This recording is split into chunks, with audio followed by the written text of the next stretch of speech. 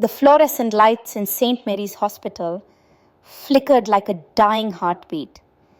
Anna Wright stood in the corridor, her worn leather purse clutched against her chest, listening to the sound she'd traveled 12 hours to hear, her grandson's first cry, muffled behind a closed door.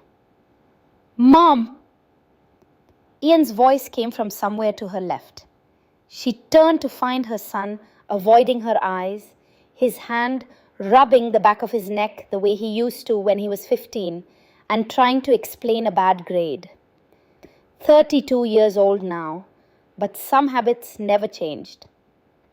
Sabrina wants just immediate family right now.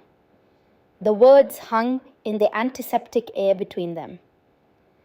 Anna watched a nurse hurry past, pushing a cart that rattled with the sound of metal instruments. The woman didn't even glance their way. "I understand," Anna heard herself say, though she didn't understand at all.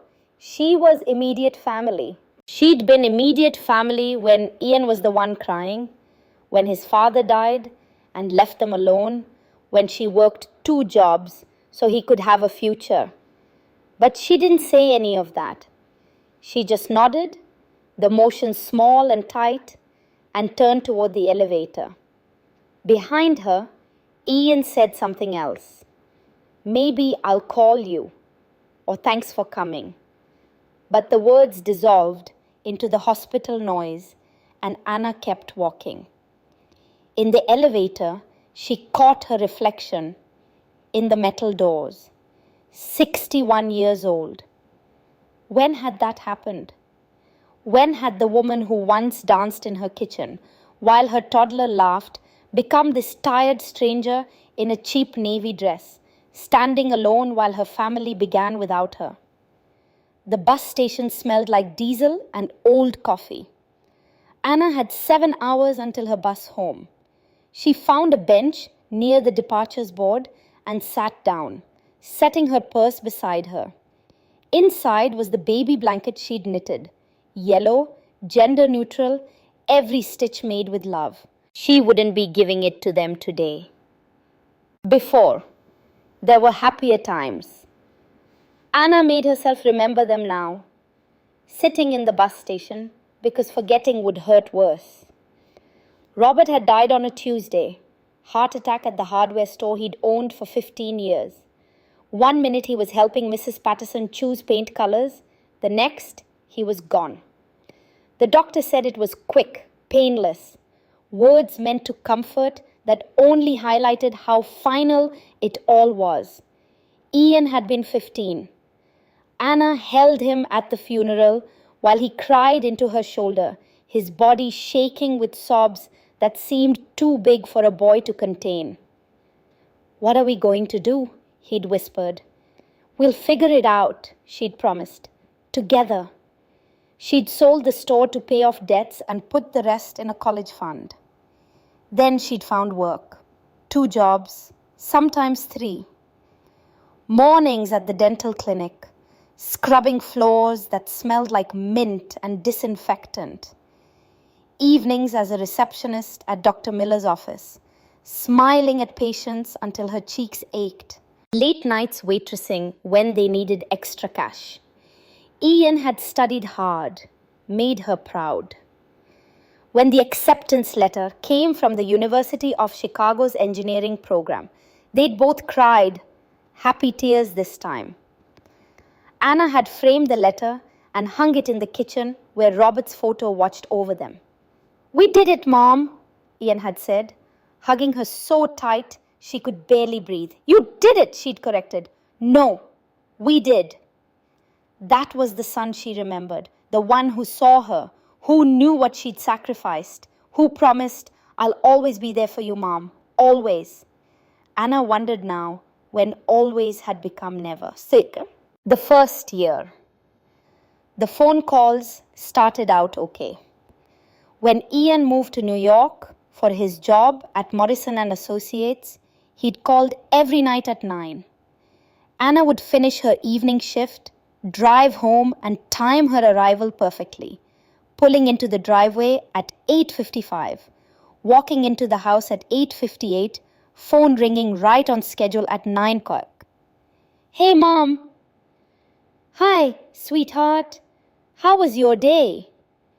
They'd talk for an hour, sometimes more. Ian would describe his projects, something about load-bearing walls and structural integrity that Anna didn't quite follow but loved hearing anyway. He'd complain about his tiny apartment, the noise, the prices. You can't even get decent coffee here without spending $6. Then make it at home, Anna would say, and Ian would laugh. You sound like Dad. Your father was a smart man. 3 months in, something shifted. Mom, I met someone. Anna's heart did a strange thing, lifted and dropped at the same time. This was good news. Ian deserved happiness, deserved love, but the way he said it, breathless and urgent, made her grip the phone a little tighter. That's wonderful, honey. Tell me about her. Her name's Sabrina. She's an architect. We work together. Mom, she's amazing. I'm so happy for you. Thanks. I really think this could be something. After they hung up, Anna sat in the kitchen for a long time, staring at the phone. He'd sounded different. Excited, yes, but also distant, like he was already somewhere else, somewhere she couldn't follow. The next week, Ian's call came at 9:30, then 10 then not at all, just a text. Sorry, Mom, dinner with Sabrina. Talk tomorrow. Tomorrow became the day after, then twice a week, then Sundays only, and even those felt rushed. How are you, sweetheart? Good, good. Busy. Sabrina and I went to this incredible restaurant in Soho. You should see this place. And he'd be off, talking about Sabrina's taste in wine, Sabrina's opinions on modern architecture, Sabrina's family's vacation home in the Hamptons. Anna tried to engage. She sounds lovely. I'd love to meet her sometime. Yeah, definitely. She's just really busy with this project right now. Busy. It was always busy. By month 8, Anna had stopped calling first. She waited for Ian to reach out. Sometimes he did. Sometimes whole weeks passed in silence, and Anna would check her phone obsessively, making sure the ringer was on, that she hadn't somehow missed his call. Rosa found her like that one afternoon, sitting at the kitchen table, phone in front of her, staring at it like it might ring through sheer force of will. Anna, honey, why don't you just call him? I don't want to bother him. Bother him? You're his mother. He has his own life now. Rosa had given her a look, the one that said you're lying to yourself, but she didn't push. Anna was grateful for that. Then came the wedding invitation. Not a phone call, not even a conversation, just an email with a PDF attachment. Daniel Carter and Sabrina Montgomery cordially invite you. Cordially. Like Anna was a colleague, a distant aunt, someone who needed a formal invitation to her own son's wedding. She'd stared at that invitation for hours, zooming in on the engagement photo. Ian in a suit, beaming. Sabrina, beautiful, blonde, confident, leaning into him with a smile that belonged in magazines. They looked like people in advertisements. Perfect, untouchable. Anna had tried calling. Sweetheart, I got the invitation. It's beautiful. Thanks, Mom. I was wondering, do you need any help with planning? I could come up for a weekend, maybe. Sabrina's mom has it covered. You know how it is. She's got connections, knows all the vendors. Oh, of course. But we'd love to have you there. We'd love to have you. As if her presence was optional. As if she were a guest, and not his mother. The wedding was in September, a garden ceremony in Brooklyn. Anna took a bus. Of course, she took a bus. She always took buses and arrived early. Her dress carefully pressed, her hair done at the salon for the first time in years. She found her seat. Row 3, row 1, Sabrina's parents, grandparents, and sister. Row 2, Sabrina's aunts, uncles, close family friends. Row 3, Anna wedged between Sabrina's cousin and someone's +1 who spent the entire ceremony on their phone. During the reception, Anna stood by the bar, holding a glass of champagne she didn't want, watching Ian and Sabrina dance.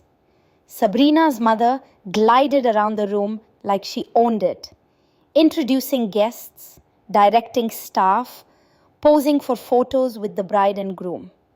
No one introduced Anna to anyone. At one point, Ian spotted her. He waved, made his way over, gave her a quick hug that lasted maybe 3 seconds.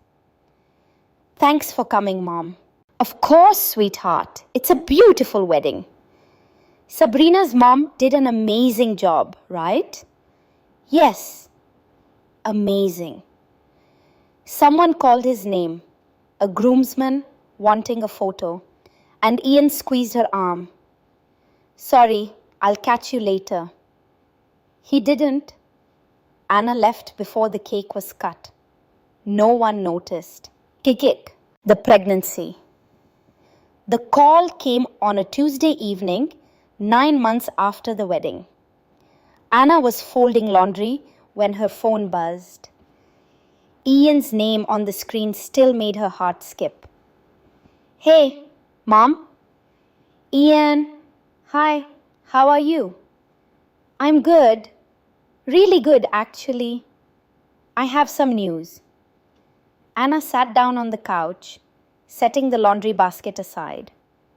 Something in his voice, nervousness mixed with excitement, took her back to when he was a boy, bringing home report cards. Sabrina's pregnant. The world went soft around the edges. A grandchild. She was going to be a grandmother. Oh, Ian. Oh, sweetheart, that's wonderful. Yeah? He sounded relieved, like he'd been worried about her reaction. Yeah, we're really excited. Scared, but excited. How far along is she? 3 months. 3 months. Anna's smile faltered. 3 months? When were you going to tell me? We wanted to wait until after the first trimester. You know, just to be safe. Who else knew? Sabrina's mother, certainly. Probably the whole family. But Anna, she got the news at 3 months, once it was safe, once it was convenient. I'm so happy for you both, she said, because what else could she say? They talked for a few more minutes. Due date in February. They didn't know the gender yet.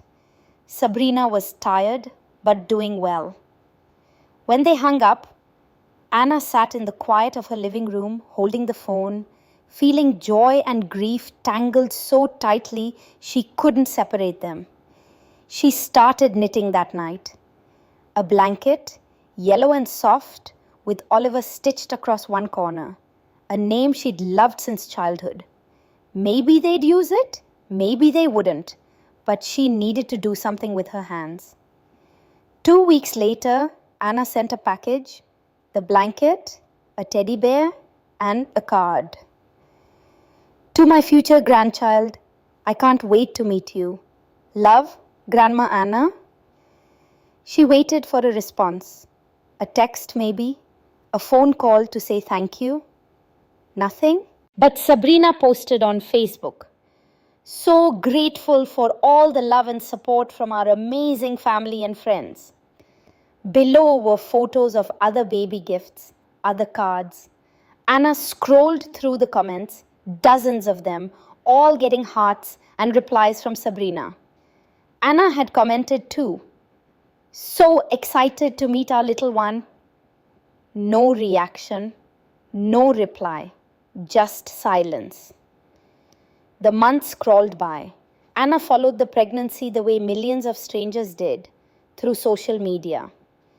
Sabrina posted weekly, bump photos, nursery progress, gender reveal, a boy, name announcement, Oliver Charles Wright. In one photo, Sabrina stood in the completed nursery, her mother beside her, both of them beaming. The caption read, "Couldn't have done this without Mom. So grateful for her help every step of the way." Anna studied that photo for a long time. The carefully chosen paint color, soft sage green. The white crib with its matching dresser. The rocking chair in the corner where someone would hold Oliver, sing to him, love him. That someone wouldn't be Anna. She tried calling Ian. "Sweetheart, I was wondering if maybe I could come visit, help out a little before the baby comes." "That's really nice, Mom, but Sabrina's kind of overwhelmed right now. The doctor said she needs to minimize stress." "I wouldn't stress her out. I just want to help." "I know, but maybe after the baby's born, we'll figure something out." We'll figure something out. The same promise he'd been making for months. The same promise that never materialized. "Ian, I'm his grandmother." Silence on the line. Then, "I know, Mom, I know. Just give us some time, okay?" Time, space, later. All the words that meant stay away. Anna stopped asking. Then, on a cold afternoon in late February, while Anna was mopping the last exam room at Dr. Miller's office, her phone buzzed in her pocket. A Facebook notification. She almost ignored it. She'd learned to ignore most things from social media. They only brought pain. But something made her pull off her rubber gloves and check. Sabrina had posted a photo. A baby, wrapped in a hospital blanket, tiny fists curled against his chest, eyes closed, perfect. The caption, "Welcome to the world, Oliver Charles Wright. Born February 15th, 7 3/0, 20 inches. Mom and baby healthy and happy. So grateful for Grandma Susan, who was here for every moment. We're so blessed." Anna's legs gave out. She sat down right there on the clinic floor, phone clutched in both hands, staring at her grandson's face.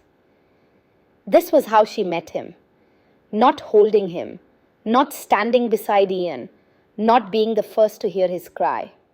Through a screen, in a Facebook post, like any stranger scrolling through their feed. Anna, honey, are you okay?" Janice, the receptionist, crouched beside her. Anna looked up, saw concern in the older woman's face, and couldn't find words. She just held up her phone. Janice looked at the screen, then back at Anna. An understanding crossed her features. She didn't say anything. She just helped Anna up, walked her to the break room, made her sit down. "Go home," Janice said. "I'll finish up here." Anna drove home on autopilot. The house was dark when she arrived. She didn't turn on the lights, just sat at the kitchen table in the darkness, her phone on the table in front of her, that photo still glowing on the screen. Oliver, her grandson, born 12 hours ago, and she was finding out with everyone else. No call, no text, not even the basic courtesy of a heads up. She zoomed in on the photo. Oliver had Ian's nose. The same small, slightly upturned tip that made Ian look eternally young. His hands, those tiny perfect hands, looked exactly like Ian's had as a newborn. Anna touched the screen gently, tracing her grandson's face. Then she read the caption again. So grateful for Grandma Susan, who was here for every moment. Grandma Susan, Sabrina's mother, the one who got to be there, the one who got to hold him first, probably, the one whose love and presence were welcomed. While Anna sat 3 states away, finding out through Facebook like she was nothing, like she didn't matter at all. Her phone rang. Ian's name appeared, and for a moment, Anna considered not answering. But she did. She always did, because he was still her son, and she couldn't help herself. Mom, I saw the photo. Her voice came out flat, emotionless. It surprised her. Yeah, I'm sorry I didn't call first. Everything happened really fast. You had 12 hours. I know. It's just Sabrina went into labor at 2 a.m. and then we were at the hospital and there was paperwork and you had time to post on Facebook. Silence. That was Sabrina. She wanted to share. Ian, I don't care who posted it. I care that I'm your mother. And I found out my grandson was born from social media. Mom, please don't make this. Don't make this. What? About me? I'm not making this about me. I'm making this about basic respect. She could hear him breathing on the other end, could picture him running his hand through his hair, frustrated, tired, wanting this conversation to be over. Can I come meet him? Anna asked, and hated how small her voice sounded. Another pause, this one longer. We need a few days, Mom.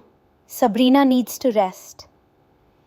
I won't stay long, just an hour, just to meet him. Let me talk to Sabrina. Ian, I'll call you back, okay? I promise. The line went dead. Anna sat in the dark, holding the phone, waiting for it to ring again. It didn't. Not that night. Not the next day. 3 weeks passed before Ian finally sent a text. You can come Saturday, just for the day. Sabrina still needs rest. Anna booked the bus immediately. 12 hours to New York, 12 hours back. For one day, for whatever crumbs they were willing to give her. Because despite everything, despite the exclusion and the humiliation and the pain, Oliver was her grandson, and she would take whatever she could get. The bus left Nashville at 8 p.m. on Friday. Anna had packed light, just an overnight bag with a change of clothes, toiletries, and the yellow blanket she'd knitted months ago. She'd also tucked in an old photograph of Ian at age 5, sitting on Robert's shoulders at a 4th of July parade, both of them grinning at the camera. She wasn't sure why she'd brought it. Maybe as proof that things had once been different. The woman in the seat next to her introduced herself as Margaret, mid-70s, kind eyes, heading to New York to visit her daughter. First grandchild? Margaret asked, nodding at the gift bag on Anna's lap. Grandson, Oliver, he's 3 weeks old. Oh, how exciting! Your first time meeting him? Anna looked out the window at the darkness rushing past. Yes, something in her voice must have warned Margaret not to ask more. They rode in silence for a while, the bus engine humming beneath them. Around midnight, Margaret pulled out a thermos of coffee and offered to share.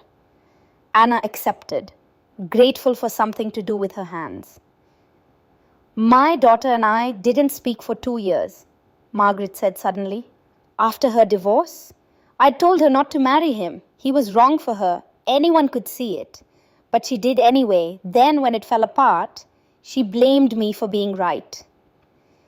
Anna sipped the coffee. It was too hot, burned her tongue, but she didn't care. How did you... She trailed off, not sure how to finish the question. Fix it? Margaret smiled sadly. I didn't. She did. Called me one day, told me she needed help with my grandson. I went.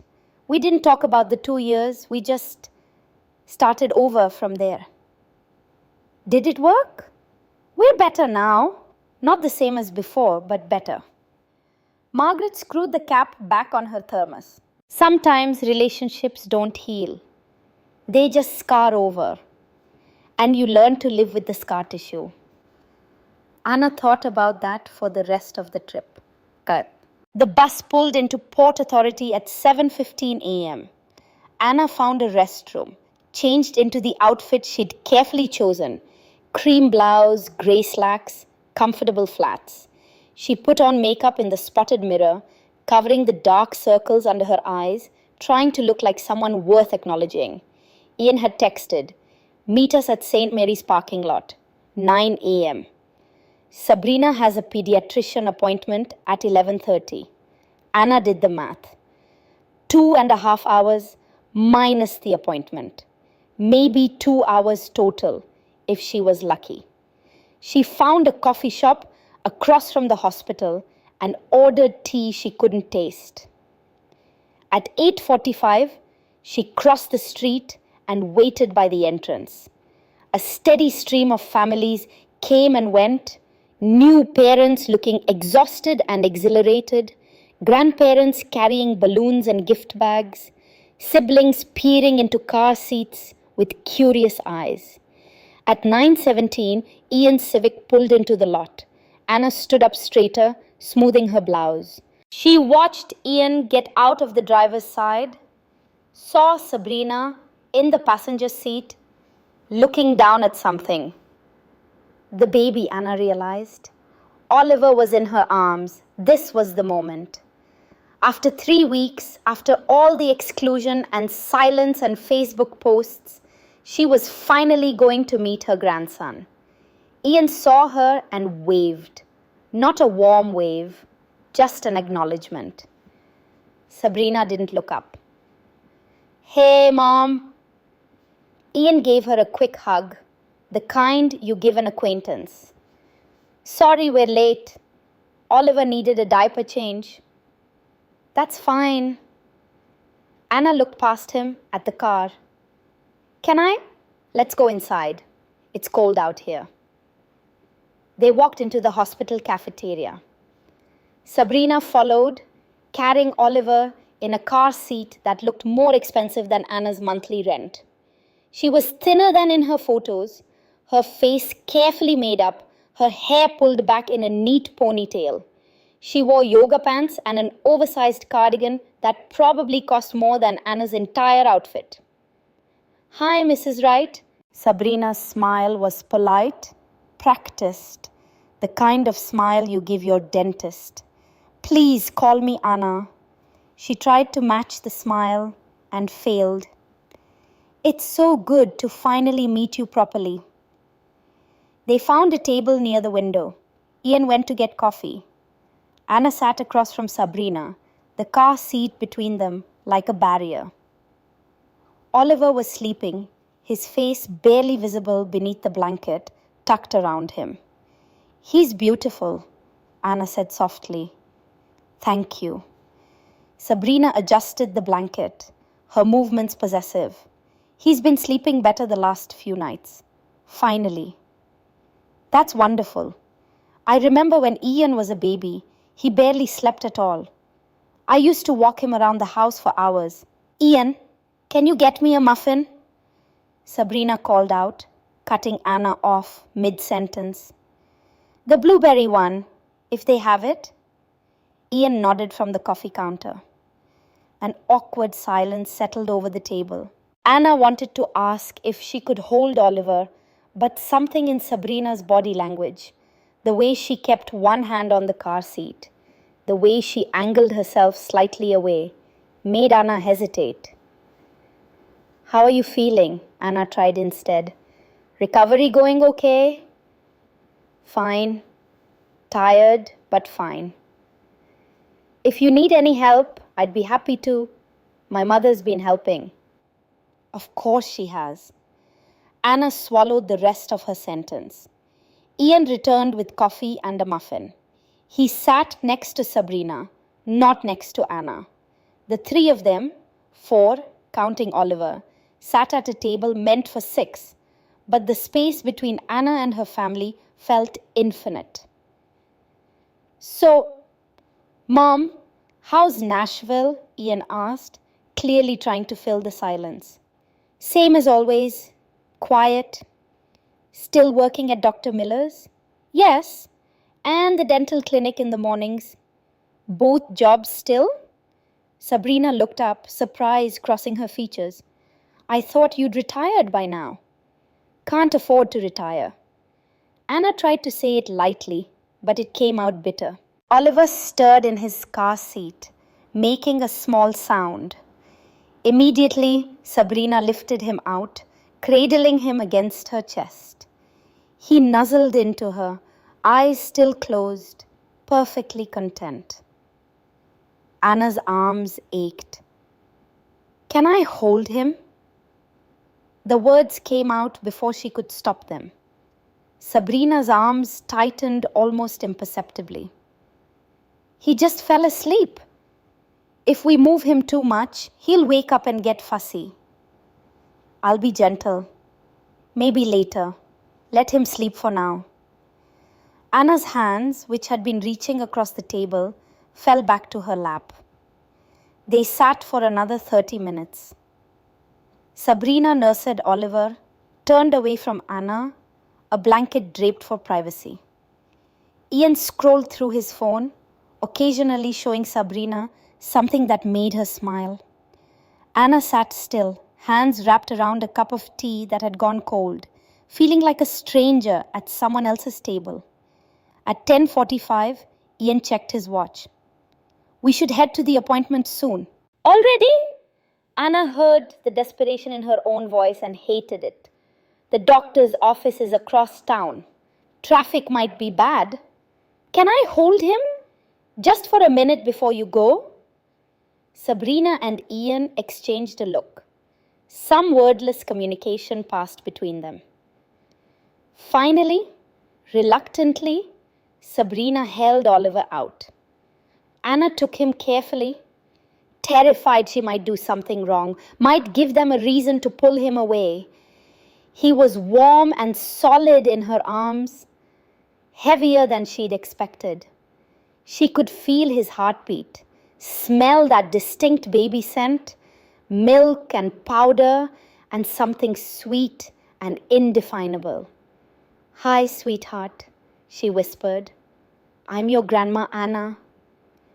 Oliver's eyes fluttered open. They were blue. All babies' eyes are blue, she knew that, but she searched them anyway for some sign of recognition, some genetic memory that might connect them. He looked at her for 3 seconds. Then his face scrunched up and he began to cry. "He's hungry again," Sabrina said, already reaching for him. "I need to feed him before we go." Anna handed him back, feeling the weight of failure settle on her shoulders. 8 minutes? She'd held her grandson for 8 minutes. Sabrina nursed again while Ian gathered their things. Anna sat frozen, trying to memorize everything. The curve of Oliver's head, his tiny fingers curled against Sabrina's chest, the way his eyelashes cast shadows on his cheeks. "Actually, Mom, we should get going." Ian stood up, bag over his shoulder. "Don't want to be late?" "Of course." Anna stood too, grabbing her purse. "Maybe I could come with you, wait in the lobby?" "The waiting room's really small." Ian wouldn't meet her eyes. "And we might be a while. Doctor usually runs late." "I don't mind waiting." "Mom!" Ian's voice held a warning. We appreciate you coming, but Sabrina needs. I know what Sabrina needs. Anna heard her voice rising and forced it back down. I just want a little more time with my grandson. And you'll get it. Just not today. Ian's jaw was set in that stubborn way she recognized from every argument they'd ever had. We're still adjusting. It's overwhelming having visitors. Visitors. The word landed like a slap. Fine. Anna's voice came out flat. Can I at least see where you live? Just drop by for a few minutes? Sabrina shifted Oliver in her arms. My parents are coming over this afternoon. Oh, of course they were. Well, maybe dinner then? Tomorrow? We're going to Westchester tomorrow. My sister wants to meet Oliver. With each sentence, each excuse, Anna felt herself becoming smaller, less significant, easier to erase. When then? When can I see him again? We'll figure something out, Mom. I promise. That promise again, worthless as air. They walked out to the parking lot together. Ian offered to drive Anna to the bus station. She accepted because the alternative was standing in the hospital parking lot watching them drive away, and she had at least that much dignity left. The ride was silent, except for Oliver's occasional sounds from the back seat. Anna turned around once, trying to catch another glimpse of him, but Sabrina had the car seat angled away. At the bus station, Ian pulled up to the curb and put the car in park, but didn't turn off the engine. Thanks for coming, Mom. Anna unbuckled her seatbelt slowly, trying to make this moment last. Can I say goodbye to him? Another look exchanged. Sabrina unbuckled Oliver and handed him forward, and Anna held her grandson one more time, breathing him in, memorizing the weight of him. I love you, she whispered into his soft hair. Your grandma loves you so much. She handed him back before anyone could see her tears. Ian got out, grabbed her bag from the trunk. They stood on the curb, traffic rushing past, the bus station looming behind them. Take care, Mom. You too, sweetheart. She wanted to hug him, but something in his posture warned her not to. Call me? Yeah, soon. He got back in the car. Through the window, Anna could see Sabrina settling Oliver back into his seat, not looking up, not waving. Ian pulled away from the curb, merged into traffic, and disappeared. Anna stood there, suitcase at her feet, for a long time. Then she turned and walked into the station. The bus wouldn't leave for 4 hours.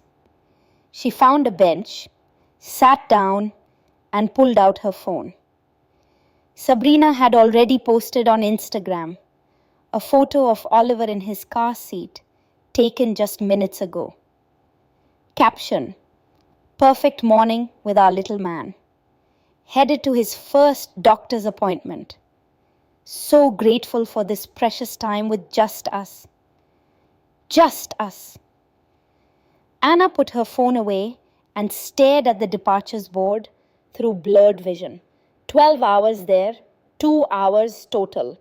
13 minutes holding Oliver, 12 hours back. The silent months. Anna stopped calling after that. Not out of anger, though there was anger, plenty of it, burning quiet and deep. She stopped calling because Rosa's words kept echoing in her head. You're not respecting boundaries, you're erasing yourself. If Ian wanted to talk, he could call. She wouldn't beg anymore. The first week was the hardest. Anna caught herself reaching for her phone 12 times a day, finger hovering over Ian's name. She'd stop herself, Set the phone down, find something else to do. Knit, clean, walk. Anything to keep her hands busy and her mind off the silence. Week 2, she stopped checking her phone every 5 minutes. Started leaving it in her purse during work instead of keeping it in her pocket. The phantom vibrations, that feeling that it was ringing when it wasn't, began to fade. By week 4, the silence felt almost normal. Rosa came over on a Sunday with groceries and her signature chicken soup. She took one look at Anna, thinner, quieter, older somehow, and didn't say anything. Just started unpacking food and heating up the soup. "You look like hell," Rosa finally said, setting a bowl in front of Anna. "Thanks. Have you talked to Ian?" "No." "Anna, I'm giving them space, like they wanted."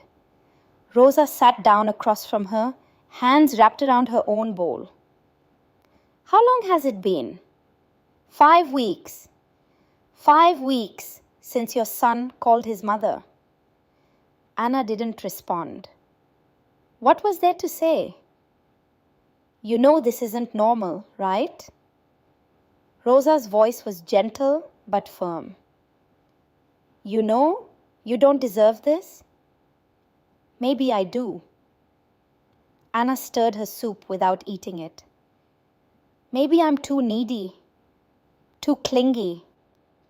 Maybe if I just give them time." "Time to what? Forget you exist?"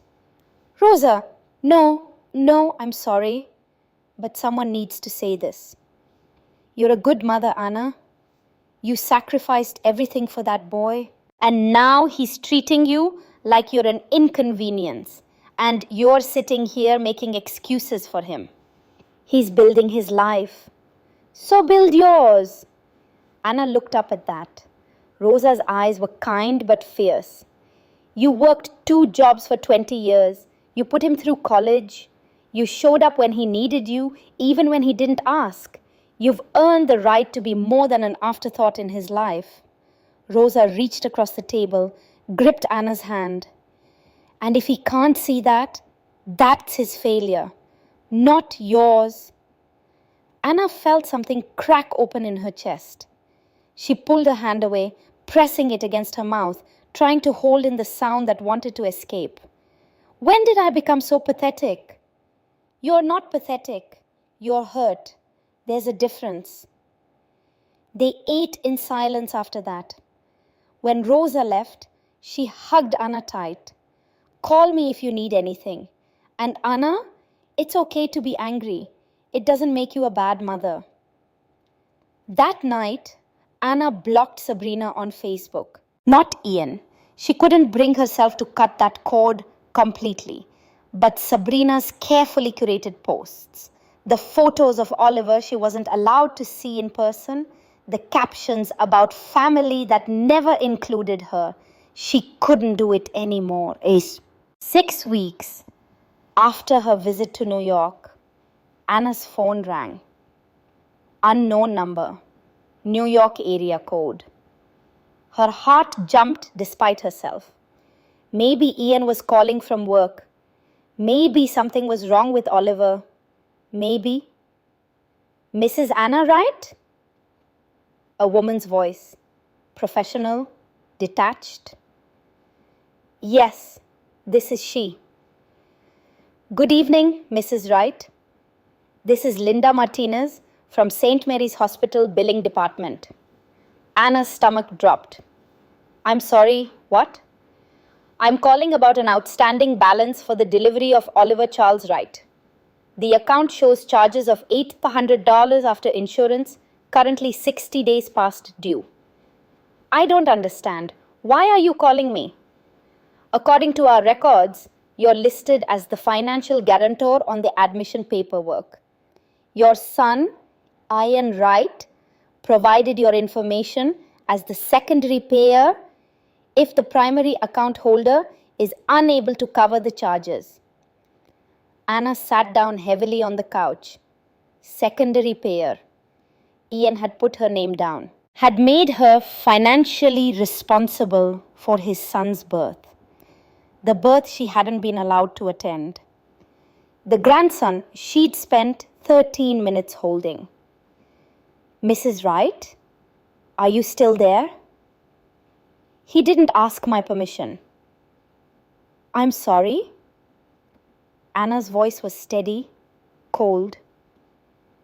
My son put my name on financial paperwork without my knowledge or consent. I don't have information about that, ma'am. I'm just calling to arrange payment.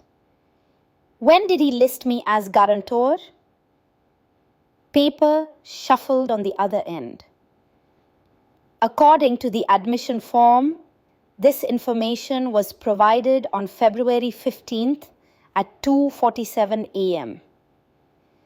The night Oliver was born, while Sabrina was in labor, while they were making decisions about who could be in the room and who had to wait outside. Ian had found time to put Anna's name on a payment form, but not to call and tell her she was about to become a grandmother. Mrs. Wright, I understand this may be surprising, but we do need to resolve this account. Can we set up a payment plan? Perhaps $500 per month? No. I'm sorry? No, I won't be paying this bill. Ma'am, as the listed guarantor, I never signed anything. I never agreed to be responsible for these charges. Your son provided your information. My son, Anna interrupted, her voice sharp now, made a choice without consulting me. That doesn't obligate me to anything. Linda's tone shifted, becoming firmer. Mrs. Wright, if this account remains unpaid, it will go to collections. It will affect Mr. Wright's credit score. There could be legal ramifications. Then I suggest you contact Mr. Wright about payment options. He indicated that you would be covering the balance. Of course he did. Of course, after weeks of silence, Ian had invoked her name. Not to invite her to be part of Oliver's life, but to pay for the privilege of being excluded from it. Something inside Anna went very quiet and very hard. Right? Are you still on the line? I am. Can we arrange payment today? Anna thought about the 12-hour bus rides, the 2 hours she'd been granted, the Facebook post. So grateful for this precious time with just us. The way Sabrina had pulled Oliver away when he cried. The way Ian hadn't called in 6 weeks. She thought about the years of cleaning floors and counting pennies. The sale of Robert's store. The college tuition she'd somehow scraped together. The belief that all of it, all the sacrifice and exhaustion and loneliness would mean something someday. Mrs. Wright? No, Anna said, her voice clear and calm. I will not be paying this bill. I have no financial obligation to Ian Wright or his family. If you have questions about payment, contact him directly. Do not call this number again. But goodbye? Anna hung up. Her hands were shaking. But for the first time in months, she felt something other than pain. She felt powerful. Okay, the fallout. The phone rang again 2 hours later. Ian's name on the screen. Anna stared at it for 3 rings before answering. What the hell, Mom? No greeting, no pretense of civility, just immediate anger. Hello, Ian. The hospital just called Sabrina.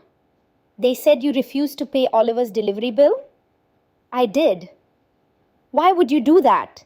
You know we're struggling financially. Then maybe you shouldn't have put my name on financial documents without asking me first.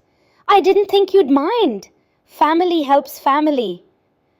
Anna laughed, actually laughed. The sound surprised her. Family? Is that what we are now? What's that supposed to mean?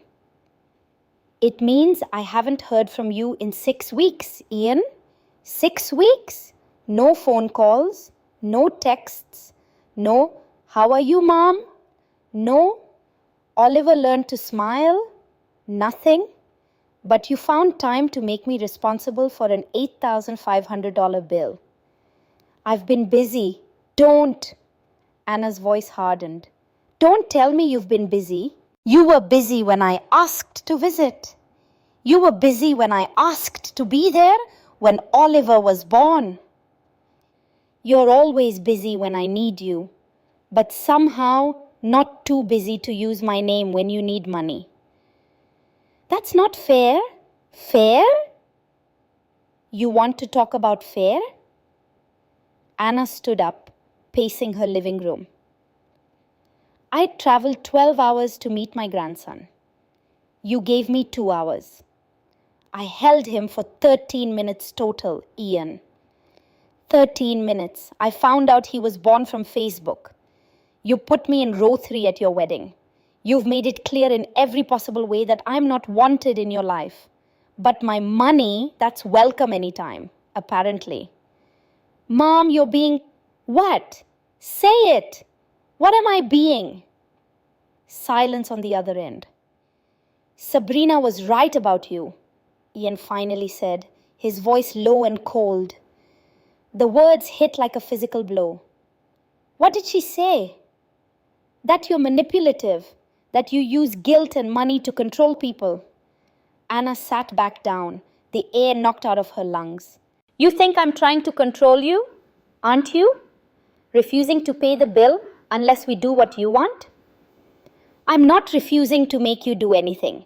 I'm refusing to be treated like a checkbook instead of a mother. We needed that money, Mom. Sabrina's been stressed. I lost a freelance contract. We have credit card debt. And I'm sorry for that. I truly am. But Ian, you don't get to shut me out of your life and then expect me to solve your financial problems. So you're punishing us? Punishing Oliver? I'm not punishing anyone. I'm setting a boundary.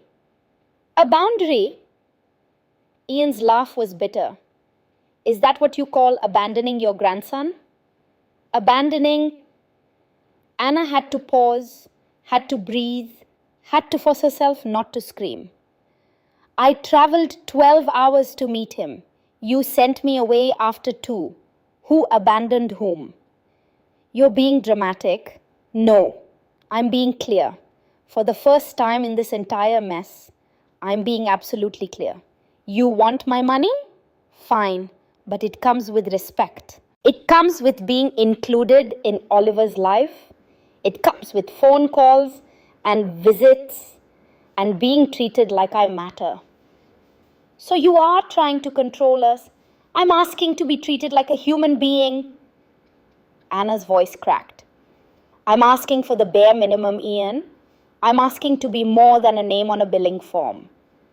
Mom, do you remember when your father died? Don't bring Dad into this. Do you remember how you cried for 3 days straight? How you wouldn't eat, wouldn't sleep? I held you. I told you everything would be okay. I sold Dad's store, the store he built, the thing I had left of him, so you could go to college. I worked 2 jobs. I was there for every play, every parent-teacher conference, every moment you needed me. I know what you did. Do you? Because it seems like you've forgotten. It seems like all those years of sacrifice mean nothing to you now. That's not true. Then tell me, Ian. Tell me one thing you've done for me lately. One phone call you've made just to check in. One time you've asked how I'm doing without me asking first. One moment where you made me feel like I'm still your mother and not just some obligation you have to manage. Silence. That's what I thought, Anna said quietly. I've been busy building my life, and I was busy building mine around you. That was my choice, and I don't regret it. But you don't get to treat me like an inconvenience now that you don't need me anymore. I do need you, Mom. That's why I'm calling. No, you need my money. There's a difference. She heard him take a breath, heard him try to change tactics. Look, I'm sorry, okay? I know I haven't been the best son lately, but we're drowning here. Sabrina's not herself. I'm working 3 freelance gigs. We have bills, and whose fault is that? What? You're a grown man, Ian. You made choices. You chose to have a baby. You chose an expensive lifestyle in New York. You chose to put my name on forms without asking. These are your consequences to manage. So you're just going to let us suffer? I'm going to let you be an adult. Wow! His laugh was cold. That's really how you feel? After everything? After everything? Anna stood up again, her whole body trembling. After everything I've done, you've repaid me with silence and exclusion. You've made it painfully clear that I don't fit into your new life. Fine, I accept that. But you don't get to kick me out of your family and then expect me to fund it. You're being selfish. Maybe I am. Maybe it's about time. Sabrina said, I don't care what Sabrina said. Anna's voice rose, months of suppressed anger finally breaking through. Sabrina, who's ignored every message I've sent. Sabrina, who posted photos thanking her mother while excluding me from everything. Sabrina, who treats me like a stranger at best and a burden at worst. I don't care what she thinks of me. She's my wife, and I'm your mother. Or I was before you decided Sabrina's comfort was more important than my existence. That's not... Ian's voice was rising too now. You don't understand how hard this has been. You're right. I don't understand. I don't understand how the boy I raised turned into someone who uses his mother and then throws her away. I don't understand how you can sleep at night knowing you've treated me like this. I don't understand any of it. Then maybe you should try, Ian shouted. Maybe you should try to understand that my wife just had a baby and was terrified and didn't want people stressing her out. People? I'm people now? You know what I mean. No, I don't. Explain it to me. Explain how Sabrina's mother is allowed to be there for everything, but I'm too stressful to even call with the news that Oliver was born. Susan doesn't... Ian stopped himself. Doesn't what? Nothing. No, say it. Susan doesn't what? A long pause. Then, quietly. Susan doesn't make everything about her. The words hung in the air like smoke. I see, Anna said, her voice suddenly very calm.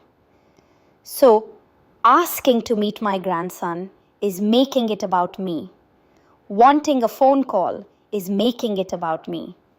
Expecting basic respect is making it about me. Mom, if your father were alive, what would he think of this conversation, Ian? Don't!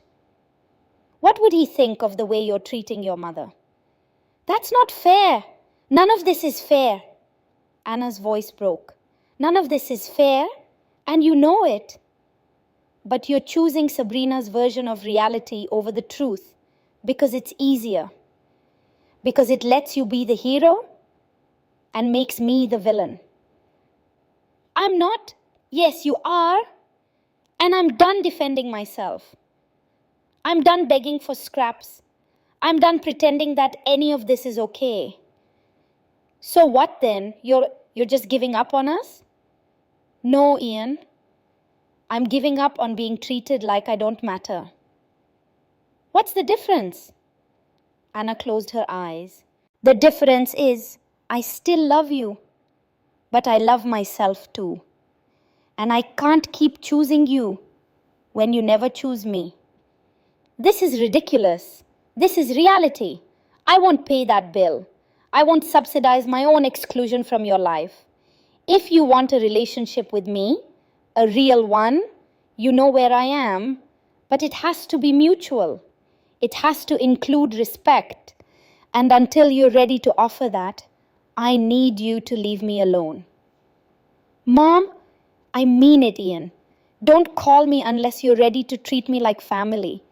And paying me back for all those years I supported you, that doesn't come with a bill. That comes with love. She hung up before he could respond. The phone rang again immediately. She declined the call. It rang again. Declined 3 more times, then finally stopped.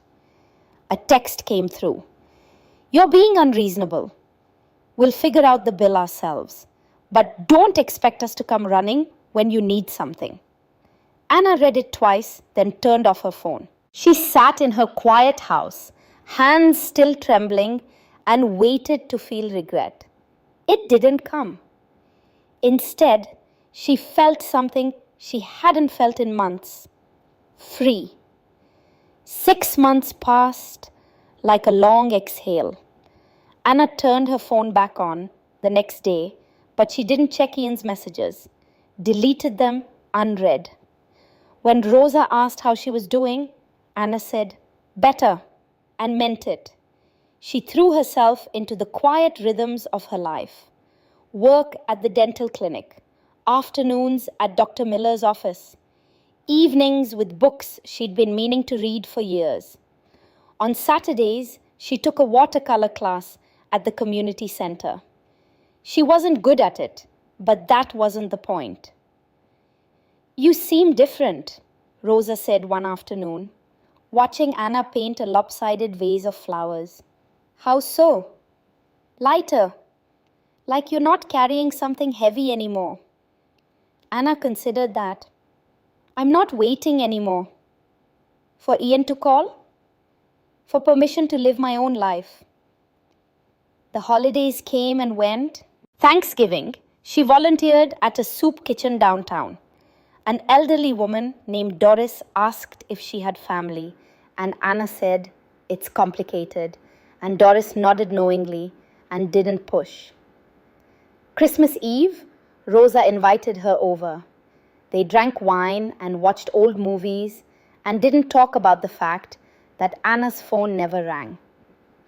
On New Year's Day, Anna took down the photos of Ian from her refrigerator. Not all of them. She left one from his high school graduation, him grinning in his cap and gown, but the rest went into a box in the closet. Out of sight. A small act of self-preservation. In February, Oliver's first birthday came and went. Anna knew only because a mutual acquaintance, someone from Ian's high school, posted a photo. Oliver smashing a cake, frosting in his hair, laughing. Ian and Sabrina on either side looking exhausted but happy. Anna looked at the photo once, then closed the app, went for a walk instead. The pain was still there, but duller now, manageable. She was learning to live with the scar tissue, just like Margaret on the bus had said. Late February, almost exactly a year after Oliver's birth, Anna's phone rang while she was making dinner. Unknown New York number. She almost didn't answer.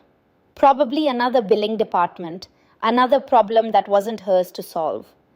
But something, intuition, hope, she wasn't sure, made her pick up.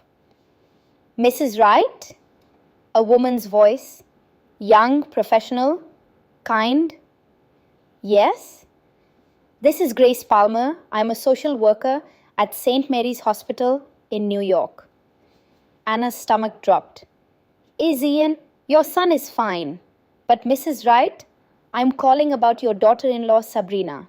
She was admitted 3 days ago. Severe postpartum depression and anxiety disorder. She's stable now, but she needs intensive treatment. Anna sat down at the kitchen table. I don't understand. Why are you calling me?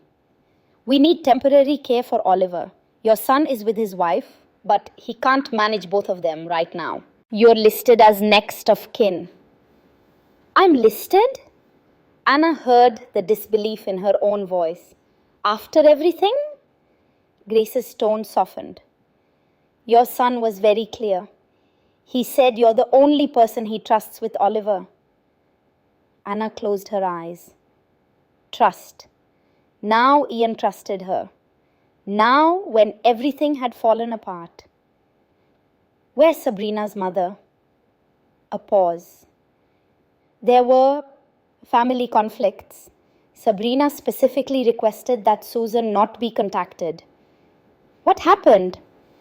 I can't share details, Mrs. Wright, but I can tell you that Oliver needs someone. He's at an emergency care facility, but they can only keep him for 24 hours. After that, Grace trailed off, the implication clear. Anna thought of Oliver, 15 months old now, walking, probably, talking, a whole little person she'd missed becoming. Mrs. Wright, I understand if you need time to think. No? Anna's voice was firm. I don't need time. Where is he? The bus ride was different this time. Anna wasn't nervous or hopeful or desperate. She was clear. She'd help because Oliver needed help. Because he was innocent in all of this. But she was going on her terms now. No more begging. No more accepting crumbs. She arrived at St. Mary's at 7 in the morning. Found Ian in the waiting room, exactly where she'd stood a year ago. He looked destroyed, unshaven, eyes red-rimmed, clothes rumpled like he'd slept in them. When he saw her, he stood up, started to say something. Where's Oliver? Anna interrupted. Mom, where is he, Ian? The care center, 2 blocks north. He reached for her hand. She stepped back. Let's go get him. They walked in silence. Ian tried twice to speak, and twice Anna cut him off with, Not now, baby first. The care center was bright and clean, filled with toys and the sound of children. A worker led them to a small room where Oliver sat on a mat, stacking blocks. He'd grown.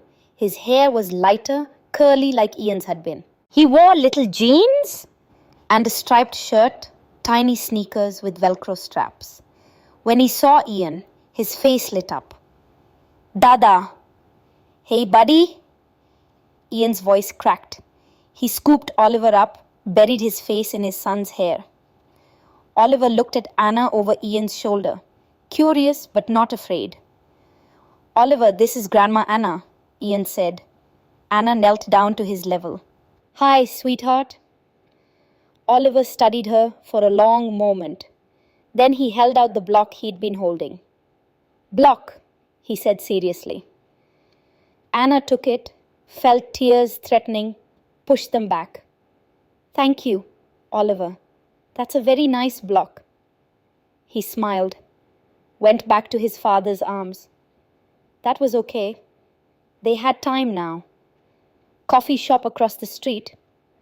Oliver in a high chair, eating pieces of banana. Ian and Anna on opposite sides of the table. I lost my job 4 months ago, Ian said, not looking at her. Main contract fell through. I've been freelancing, but it's not enough. We couldn't afford the apartment anymore, so we moved in with Sabrina's parents. Anna waited. She's difficult, Mom. Really difficult. Everything Sabrina did was wrong. The way she fed Oliver, dressed him, everything. She criticized constantly, told Sabrina she was failing as a mother. Ian rubbed his face. Sabrina tried to stand up to her, but Susan just got worse.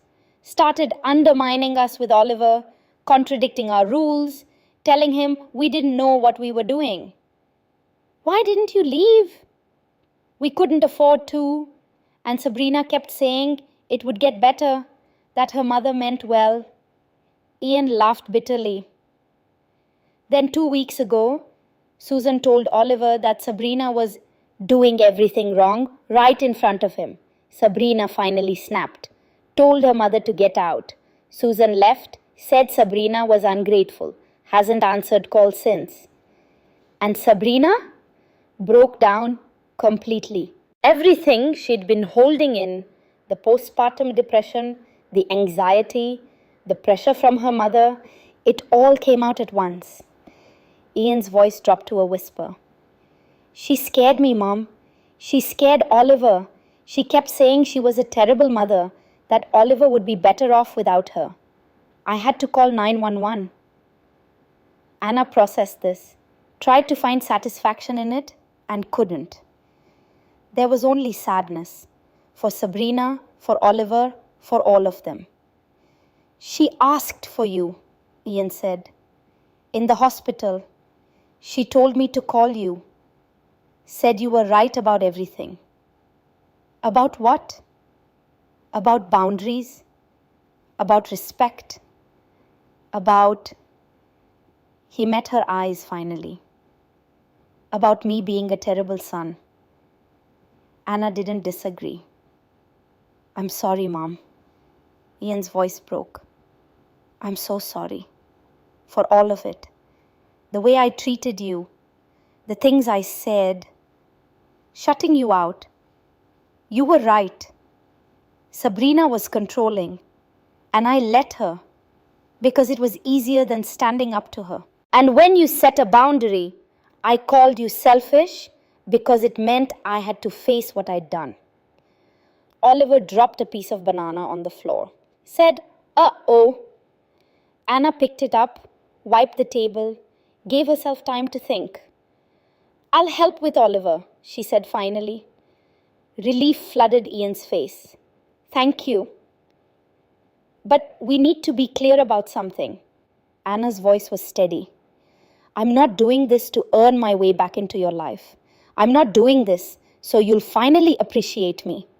I'm doing this because Oliver is a child who needs care. Ian nodded, tears streaming down his face. If I do this, you will treat me with respect, not as a convenience, not as a bank account, not as a last resort, as your mother. She held his gaze. The moment you take me for granted again, I walk away. And next time, I won't come back. Do you understand? Yes. Say it clearly. I understand. Ian wiped his eyes. And Mom, I know sorry isn't enough, but I am. Truly. For all of it. Anna reached across the table, covered his hand with hers. Sorry is a start, but you'll need to show me, not just tell me. I will, I promise. This promise felt different, solid, real. Anna stayed in New York, sleeping on Ian's couch, caring for Oliver while Ian worked, and Sabrina underwent intensive therapy. It wasn't easy. Oliver had nightmares, cried for his mother, had tantrums when things didn't go his way. But slowly, he warmed to Anna. Started calling her Gamma. Would reach for her hand when they crossed the street. Brought her his favorite books to read. One afternoon, Sabrina came home from a therapy session and asked to talk to Anna alone. They sat in the small kitchen, tea cooling between them. I need to apologize, Sabrina said. Really apologize. Anna waited. My mother is... Sabrina's hands shook around her cup. She made me feel like I was never good enough. Nothing I did was right. I spent my whole life trying to earn her approval, and I never could. She looked up, eyes red. When I married Ian, I thought if I kept you away, if I proved I didn't need help, my mother would finally be proud of me. But it was never about you. It was about control. Why didn't Ian stand up for me? Sabrina's face crumpled. Because I told him if he chose you over me, I'd leave. I used his fear against him. I was so scared of ending up like my mother that I became her anyway. Anna absorbed this. What changed? My mother left and everything fell apart, and I realized I was doing to Oliver what she did to me, teaching him that love means choosing sides, that family is something to manage, not cherish. Sabrina wiped her eyes. I don't want that for him. I don't want him to grow up the way I did. What do you want from me? Time. A chance to earn your trust. I know I don't deserve it. No, Anna interrupted. You don't. But Oliver deserves a grandmother, and you deserve a chance to heal. So we'll work on it, slowly. Sabrina nodded. Thank you. Don't thank me yet. Trust takes time. I understand. They weren't friends, might never be, but it was a beginning. Oliver's second birthday party was small. Just Ian, Sabrina, Anna, Rosa, and a few of Oliver's daycare friends. Anna had baked a chocolate cake, Oliver's favorite. When Oliver saw Anna arrive, he ran to her, arms outstretched. Gamma! Gamma! She picked him up, kissed his cheek, felt her heart expand in a way she'd thought might be broken forever. Happy birthday, sweetheart. They sang, ate cake, watched Oliver open presents. Sabrina took photos but also stopped to ask Anna, Will you be in this one? Sure. Anna stood between Ian and Sabrina, Oliver in her arms, and smiled. Not a perfect family, not a healed family, but a family trying. Later, as they cleaned up, Sabrina's phone buzzed. She glanced at it, frowned. What? Ian asked. My mother, she texted, said she heard I was having a party. Sabrina showed Anna the message. I'm his grandmother too. I have rights. What do you want to do? Anna asked. Sabrina looked at Oliver, then at Anna. Not today. Maybe not for a long time. I need to protect him first. Anna nodded. Then not today. As Anna left that evening, Ian walked her to the bus stop. Thank you, Mom, for everything. You don't have to keep thanking me. Yes, I do. Every day. He hugged her. I'm going to do better. I promise. Anna pulled back, looked at him, really looked at him. Saw her son. Saw the man he was becoming. Saw the mistakes and the growth and the possibility. I know, she said. I believe you. On the bus home, Anna pulled out her phone, looked at the photo Sabrina had taken, 4 generations in one frame. Messy, complicated, real. She texted it to Rosa. Family. Not perfect, but mine. Rosa responded immediately. Proud of you. Anna smiled, put her phone away, and watched the city lights fade into darkness. She'd once thought being a good mother meant always saying yes, always being available, always putting her son first. Now she knew better. Being a good mother meant teaching your children that no one, not even them, has the right to make you disappear. That love without respect isn't love at all. That boundaries aren't walls, they're bridges. Some lessons come late, but they still matter. The bus carried her home through the night, and for the first time in years, Anna Wright felt like she knew exactly where she belonged.